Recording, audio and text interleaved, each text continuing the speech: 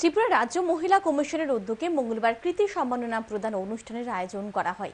এই কৃতি সম্মাননা প্রদান অনুষ্ঠানে উপস্থিত ছিলেন পদ্মশ্রী পুরস্কার প্রাপ্ত রেখা চাকমা, পদ্মশ্রী পুরস্কার প্রাপ্ত জিমনাস্ট দীপা কর্মকার, রাজ্য মহিলা কমিশনের চেয়ারপারসন ঝর্ণা দেববর্মা সহ অন্যান্যরা। প্রদীপ প্রজ্বলন করে কৃতি সম্মাননা প্রদান অনুষ্ঠানের সূচনা করেন অনুষ্ঠানের উপস্থিত অতিথিরা।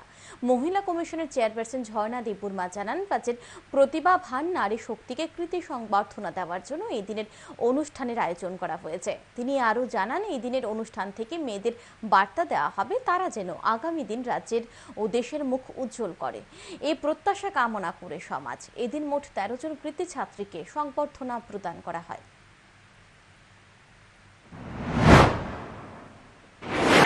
আমরা চাই আজকের এই সম্মাননার মাধ্যমে এই রাজ্যের সমস্ত ছাত্রছাত্রী বা সমস্ত অংশের সঙ্গে জড়িত যে মেয়েরা আছে তারা যেন আরো দৃঢ় প্রত্যয় নিয়ে কাজ করেন, এই রাজ্যের মুখ উজ্জ্বল করে, নিজেদের ভবিষ্যৎ উজ্জ্বল করে, সেই প্রত্যাশা রেখে আমরা আজকে এই অনুষ্ঠানটা করেছি।